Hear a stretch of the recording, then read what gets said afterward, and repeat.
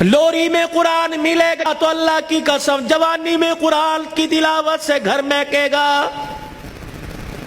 یہی وجہ ہے ہسپتال میں چلے جاؤ، اللہ اکبر، مریض کے بیڈ کے سرانے دوائیں ملیں گی، فروٹ ملیں گے، جوس ملیں گے. ابا کی ناک میں نلکی لگی ہوئی ہے، اماں کو آکسیجن لگی ہوئی ہے، ہر کوئی آ رہا ہے، کوئی تکیے کے نیچے پیسے رکھ رہا ہے، ہر کوئی آ رہا ہے جوس لے کے آؤں، ہر کوئی آ رہا ہے فروٹ لے کے آؤں. مرنے والا آنکھوں کی اینیوں سے آنسو نکال نکال کے کہہ رہا ہے او لوگو مجھے جوس کی ضرورت کوئی نہیں، مجھے فروٹ کی ضرورت نہیں، اس وقت تو مجھے قرآن کی تلاوت کی ضرورت ہے. قرآن سناؤ مجھے کوئی آگے بڑھ کے. بیوی کا میں نہیں سنا سکتی. جب شادی کی تھی تو میرے ماں باپ نے کہا تھا کہ ماشاءاللہ ترجمے سے قرآن پڑھی ہے. پتا تیری ماں نے اس وقت کیا کہا تھا؟ او تے ٹھیک ہے سکول کنا پڑھی ہے. تو تیری ماں نے قرآن پڑھنے کے بجائے سکول کو ترجیح دی تھی. میں تجھے اے بی سی سنا سکتی ہوں، قرآن نہیں سنا سکتی. بیٹے تو مجھے قرآن سنا دے، سورہ یاسین سنا، بیٹے تو مجھے سورہ رحمان سنا. ہاتھ جوڑ کے پیچھے کھڑا ہو گیا. اور تو نے قرآن نہیں پڑھا؟ نہیں ابا جی. کیوں؟ ابا جان قصور میرا نہیں، قصور تیرا ہے.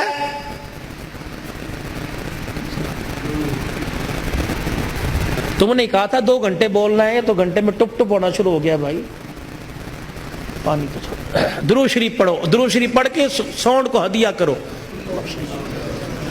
انسان کی روزی اللہ برکت دے بھائی اس کے اندر.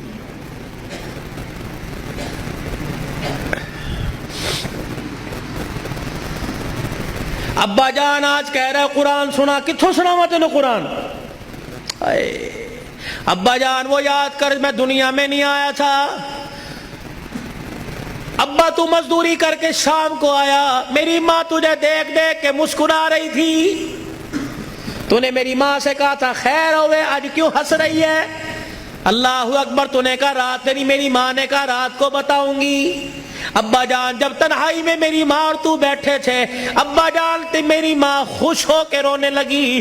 تو نے کہا پلیے لو کے کی گل ہے؟ کہ لگی مبارک ہو تیرے گھر میں مہمان آنے والا ہے. اللہ کہا تھا نا. ابا جان یاد کر میری ماں کے پیٹ پہ ہاتھ رکھ کے کہا تھا میری نسل چلے گی. کہا ابا تو نے کہا تھا آنے والے کو کیا بنانا ہے؟ میری ماں نے کہا ڈاکٹر، تو نے کہا وکیل، میری ماں نے کہا کھلاڑی، تو نے کہا جج.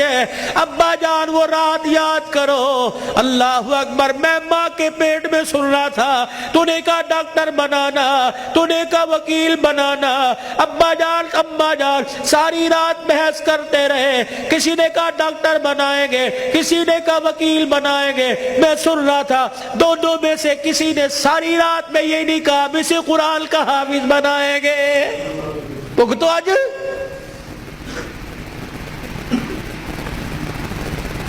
بتاؤ ڈاکٹری کام آئی، وکالت کام آئی، کیا کام آ رہا ہے؟ ابا جان 9 مہینے کے بعد میں دنیا میں آیا، تجھے تیری سفید داڑھی کا حیا نہ آیا. ابا جان تو نے بھی تالیاں بجا بجا کے میرا استقبال کیا. تم سارے ہنس رہے تھے، میں رو رہا تھا اپنے اور تمہارے نصیبے پر. میں رو رو کے کہہ رہا تھا ظالمو مجھے گانا نہ سناؤ، مجھے قرآن کی تلاوت سناؤ. تائے چاچے مامے پھپھی سے لے کر بہن بھائی اماں ابا سے لے کر سب نے مجھے گانا سنایا. جب تم گانا گا گا کے تھک گئے تم نے کرائے پہ گانے والے بلا کے گھر میں نچوائے. ابا جان میں گانا سنتے سنتے میں چیخے مار مار کے رویا. تم نے مجھے نیند کے شربت پلائے، تم نے مجھے نیند کے انجیکشن لگوائے. ابا جان میں سوتے سوتے تڑپ جاتا. تم کہتے پرچھاواں پڑ گیا، بچہ اچھل رہا ہے، مولوی مبشر نظر صاحب دب کر دو. اللہ کی قسم میرے پہ پرچھاوا نہیں پڑا بلکہ میرے پہ گانے کی نحوست پڑ گئی تھی.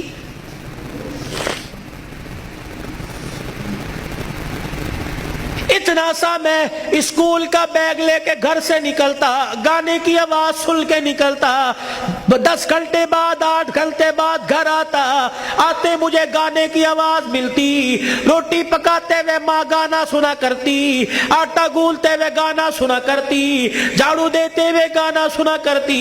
اماں جان تم نے خالی کنویں کے اندر اتنا گانا بھر دیا کہ میری غذا قرآن نہیں گانا بن گئی۔ ابا ہاتھ جوڑ کے میں عرض کرتا ہوں کہ 25 سال کی عمر میں اور تمہارے 55 سال کی عمر میں تمہیں قرآن نہیں سنا سکتا بلکہ گانا ہی سنا سکتا ہوں۔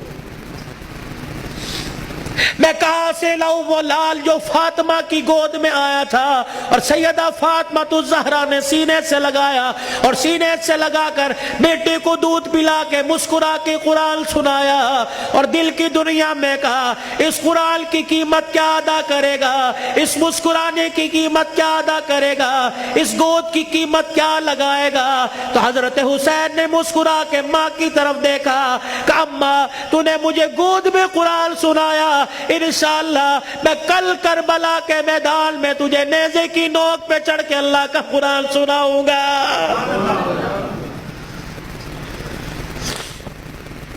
مولا بشر نظر صاحب، بھائی عمر صاحب، بھائی ابو ذر صاحب، جہاں جاتا ہوں ہاتھ جوڑ کے کہتا ہوں خدا کے واسطے اپنے بچوں کو تھوڑا سا قرآن پڑھا دو، خود بھی سورہ فاتحہ یاد کر لو، اپنے بچوں کو بھی سورہ فاتحہ یاد کرا دو اور گھر والوں کو وصیت کر دو جب میرا انتقال ہو جائے میرے پوترے دوتروں میں سے، میرے چھوٹے چھوٹے معصوم پوتے دوتوں میں سے، میرے چھوٹے بچوں میں سے جب میرا انتقال ہو جائے کسی کی انگلی پکڑ کر قبرستان لے آنا اور مجھے قبر میں اتارنے کے بعد میری قبر پہ پانی چھڑکنے سے پہلے، پھول ڈالنے سے پہلے، اونچی اونچی اذان دینے سے پہلے، سورہ بقرہ کا پہلا آخری رکوع پڑھنے سے پہلے میرے بچے کو کھڑے کر کے سورہ فاتحہ پڑھوا دینا اور میرے بچے سے کہنا بیٹے ہاتھ اٹھا کے باپ کی قبر کے پاس کھڑا ہو کے کہہ دے الحمدللہ رب العالمین الرحمن الرحیم۔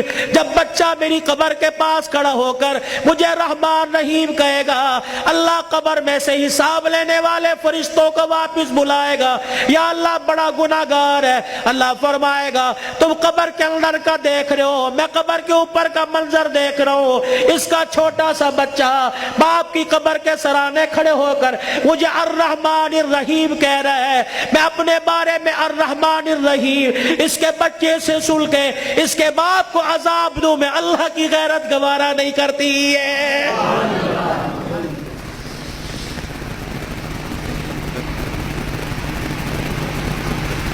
کتنا بڑا بنات کا مدرسہ یہاں بن رہا ہے، خدا کا احسان مانو کس کے دل میں اللہ نے ڈالا، تمہارا رشتہ دار نہیں،